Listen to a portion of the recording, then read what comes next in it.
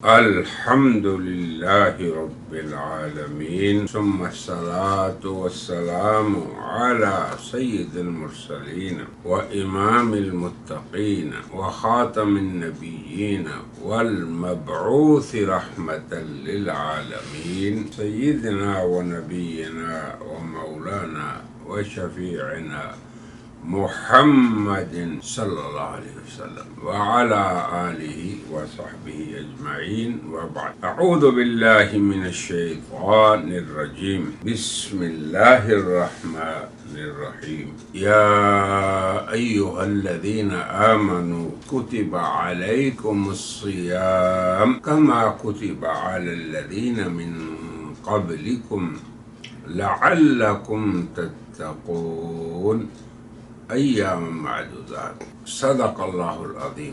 سامعین و ناظرین، حق تعالی شانہ جو رب العالمین ہیں، سب جہانوں کے رب، اور جو اپنے بندوں کی جسمانی تربیت بھی کرتے ہیں کہ اللہ نے ان کے لیے روزی پیدا کی، پھل پیدا کیے، غذا پیدا کی، اللہ نے ان کے لیے پانی کو اتارا، زمین سے نکالا، یعنی جو چیز بھی ان کے جسم کی حاجت تھی اللہ نے وافر طور پر پیدا فرمایا، ہوا اور غذا میسر کر دی سب کے لیے. تو یہ اللہ کی تربیت ہے اپنے بندوں کی جسمانی. مگر انسان، حضرت انسان مجموعہ ہے جسم اور روح کا، اور روح کے بارے میں جب پوچھا گیا تو آپ نے قرآن حکیم میں باری تعالیٰ نے یہ جواب دیا، وَمَا أُوتِيتُم مِّنَ الْعِلْمِ إِلَّا قَلِيلًا. تھوڑا سا علم ہے. مادی دنیا میں انسان رہتے ہیں تو اللہ نے اس دار میں، دنیا میں، جسے پہلا گھر کہا، یہاں بھی تربیت فرمائی اور اس کے جملہ انتظامات انسانوں کے لیے مسخر کر دی. رات اور دن کو انسان کی خدمت کے لیے تابع بنا دیا. سمندروں، دریاؤں، سخر لکم اللیل والنہار، رات دن مسخر ہیں. سخر لکم الشمس والقمر، سورج اور چاند مسخر ہیں. سخر لکم ما فی السماوات والارض، آسمانوں زمین کے اندر اللہ تعالیٰ نے جو کچھ رکھا اس سے غرض اسی حضرت انسان کی خدمت تھی. تو اسی طرح اللہ تعالیٰ نے حضرت انسان اور ان میں سے اہل ایمان کے لیے کچھ چیزوں کو فرض کیا، یعنی جن کی ادائیگی انہیں ہر حال میں کرنی ہے. پھر اس میں بھی اللہ نے سہولت دی. دیکھیں کتنا معقول انتظام ہے. اگر اللہ نے نماز کو بحالت قیام و رکوع اور قرات اور بقیہ ارکان کے ساتھ فرض کیا تو جو شخص اس کی قدرت نہ رکھے اس کے لیے اللہ نے سہولت پیدا فرما دی. قیام والا کھڑا ہو کے نماز نہیں پڑھ سکتا تو بیٹھ کر پڑھ لے. تو نماز کے بعد اللہ نے بندوں پہ زکوٰۃ فرض کی کہ وہ اپنے اموال کا کچھ تھوڑا سا حصہ اللہ کے لیے خاص کر دیں، اور ان لوگوں کے مصارف بھی قرآن نے بیان کر دی. تو یہ اللہ تعالیٰ کا انسان کی تربیت روحانی اور جسمانی کا نظام کھلا آپ کو نظر آتا ہے.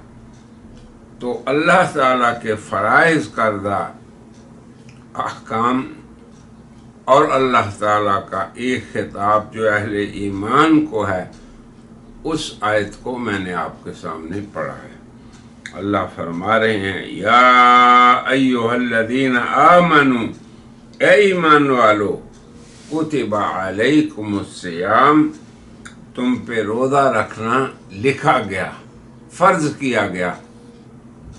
تو گویا فرائض اسلام میں ہے. پھر نبی کریم صلی اللہ علیہ وسلم نے جن ارکان پہ اسلام کی عمارت کا ہونا بتایا ان میں سے بھی روزے کو ذکر دیا. بنی الاسلام علی خمس، 5 چیزوں پہ، ان میں بھی روزے کا ذکر ہے۔ پھر اسی روزے کے احکام مفصل طور پہ خود نبی کریم صلی اللہ علیہ وسلم نے ادا کر کے بیان فرمائے کہ کب روزہ رکھنا ہے۔ اس کا آغاز ابتدائے سحر سے انتہائی غروب پہ ہوگا۔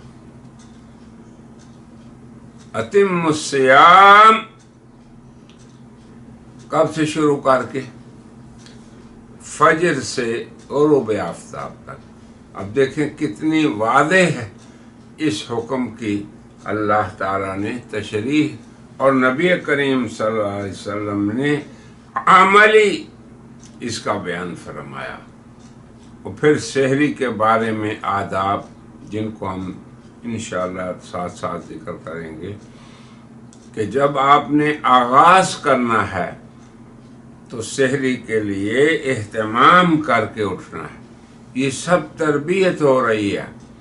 کوئی آدمی اپنی نیند ٹھنڈک میں اٹھنا، گرمی کی چھوٹی رات، اس کا بہانہ نہ بنائے، بلکہ اللہ کے حکم کی تعمیل اس کے پیش نظر ہو۔ آپ یاد رکھیں کہ جیسے جسمانی تربیت ظاہر سے تعلق رکھتی ہے، روحانی تربیت، تزکیہ اور اصلاح انسان کے اندر سے تعلق رکھتا ہے۔ اسی لیے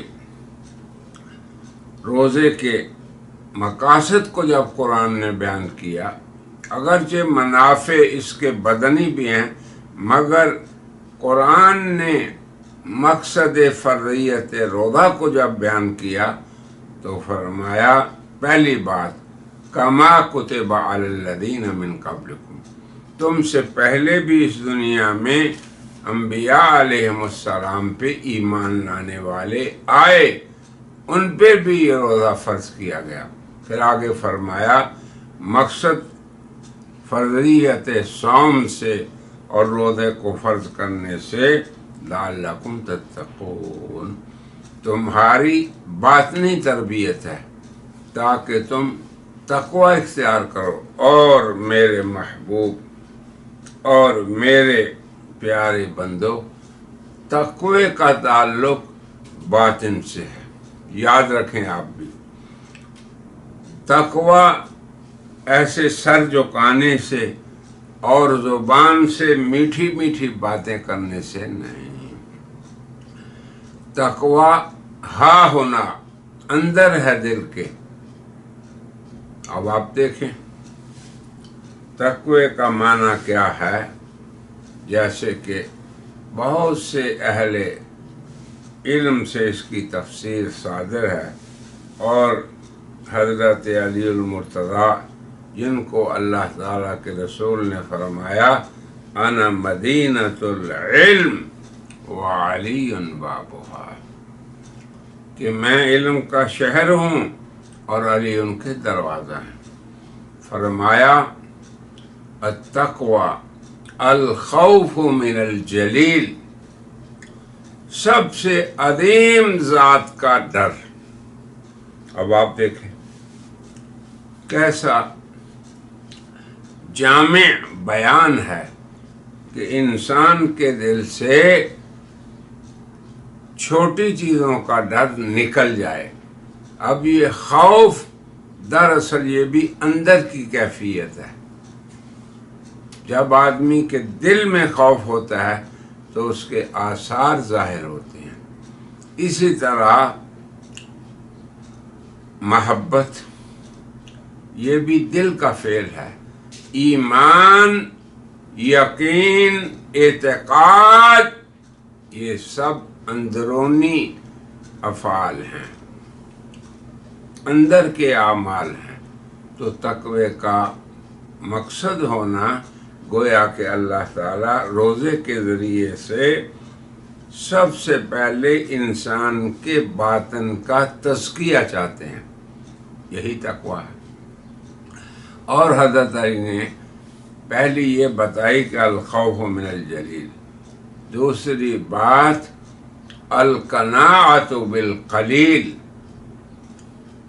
جو کچھ آپ کے پاس ہے آپ اسی پہ قناعت کریں، اکتفا کریں، یعنی آپ کے دل میں، یہ پھر دل کی بات ہو رہی ہے، حرص، طمع، لالچ اور حل میں مزید اور اس کی خواہش نہ رہے۔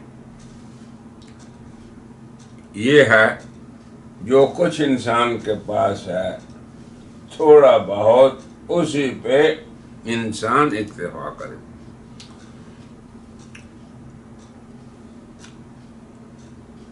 والاستعداد لما بعد الرحیل، اس دنیا کو جو دار الفنا ہے، دار القرار نہیں، اس دنیا کو جو ممر ہے، گزرگاہ ہے، انسان کو اس کو چھوڑنا ہے، ترک کرنا ہے۔ وَمَا الْحَيَاةُ الدُّنْيَا إِلَّا مَتَاعُ الْغُرُورِ، یہ دھوکے کا سامان یہاں پڑا ہوا ہے۔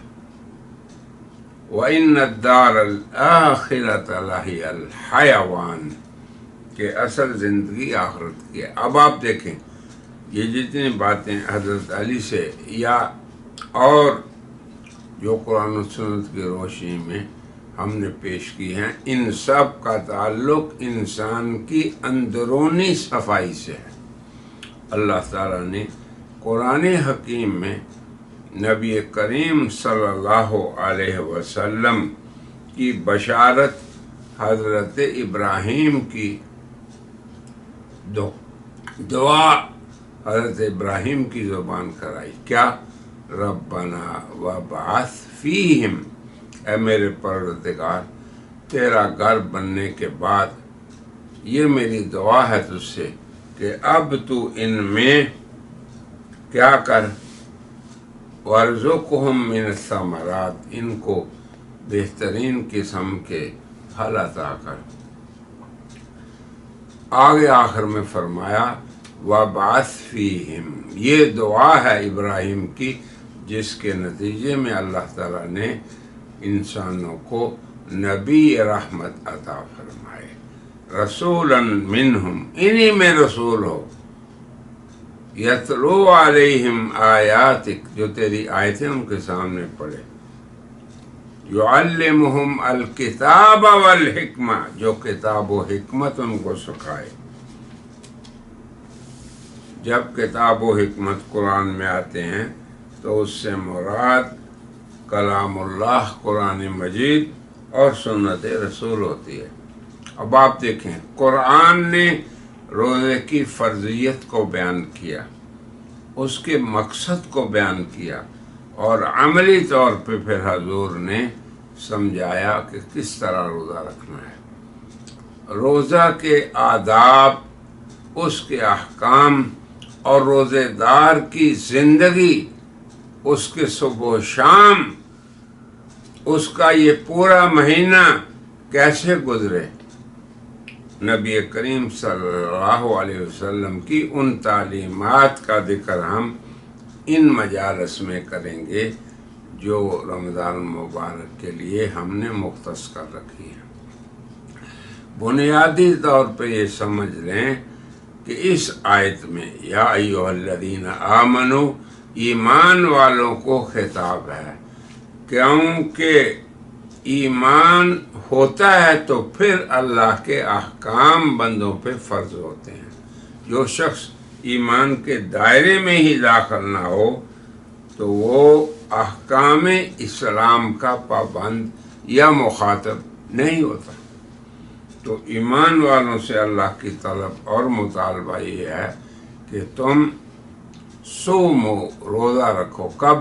جب تم ماہ مبارک کو دیکھ لو، لرؤیتہ، اس کی رؤیت کو جب ثبوت مل جائے۔ اب یہاں پہ بھی ہمیں کچھ آداب رؤیت کا بھی خیال رکھنا چاہیے کہ رمضان مبارک کی رؤیت جب ثابت ہو گئی، اسے لوگوں نے دیکھ لیا، تو یہ دیکھنا روزہ یہ عوام کا کام ہے، لوگ دیکھیں اس کو، اور اس کی بڑی فضیلت بھی ہے۔ اس کے لیے اہتمام کرنا یہ بھی مستقل طور پہ اللہ تعالیٰ کی فرما برداری ہے۔ تو جب ثبوت ہو گیا تو اب تم پہ فرض ہو گیا۔ اب آپ دیکھیں، رمضان مبارک کا آغاز جب آپ نے دیکھ لیا چاند، اور پھر رات یہ بعد والے دن کے تابع ہے، تو یہ پہلی رات ہو گئی۔ اسی لیے جس کا ذکر پہلے ہم نے عرض کیا کہ حضور نے فرمایا تھا، شہر، یہ ایسا مہینہ ہے کہ جس کے دن کا روزہ فرض ہے اور رات کا قیام نفل ہے۔ تو اب وہ قیام یہیں سے شروع ہو جائے گا، رات سے ہی آغاز ہو گیا رمضان المبارک کا۔ اب رات کا عمل، جیسے ہم نے پہلی حدیث میں اشارہ کیا، یہ قیام ہے، تو صیام سے پہلے قیام کریں۔ یہ ہے اللہ تبارک و تعالی کے اس فرمان کا مقصد اور نبی کریم صلی اللہ علیہ وسلم کی حدیث کا مقصد۔ اب قیام اللیل جو آپ نے کرنا ہے، اس کو لمبا کرنا، اس میں زیادہ سے زیادہ قرآن پڑھنا، یہ اصل حضور صلی اللہ علیہ وسلم کی سنت ہے۔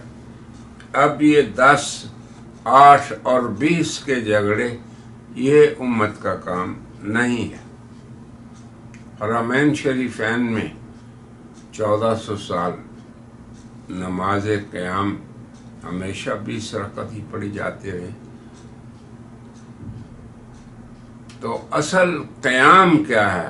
ایک دفعہ میں شیخ صالح بن حمید، جو حرم کے بڑے امام ہیں، شیخ سدیس سے بھی پہلے وہ حرم کے امام بھی تھے اور حرم کے امور کے نگران بھی تھے، میں ان کے پاس بیٹھا ہوا تو ایک شخص آیا، اس نے کہا، شیخ صالح، یہ 20 رکعت یہ تو سنت نہیں۔ تو انہوں نے کہا کہ سنو، اگر مجھ سے پوچھتے ہو سنت کیا ہے، تو سنت یہ ہے کہ تم قیام کرنے کی حالت میں ساری رات رہو، حتیٰ کہ جب فجر کے ہونے کا ڈر لگنے لگے اور روزے کا آغاز کا وقت ہونے لگے تو پھر قیام چھوڑو۔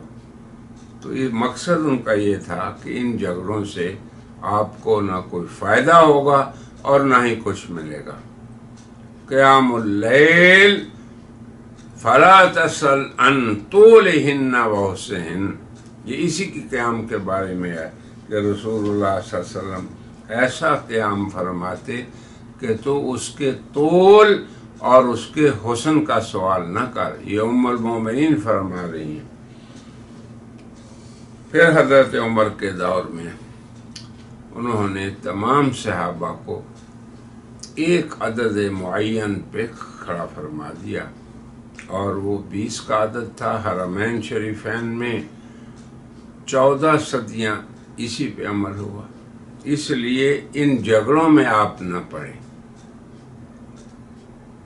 قیام کریں، شوق سے کریں، اور یہ سمجھیں کہ یہ قیام بھی ہماری باطنی اور روحانی اصلاح کا ذریعہ ہے، جس کے بارے میں ہم انشاءاللہ آئندہ مجالس میں ذکر کرتے رہیں گے۔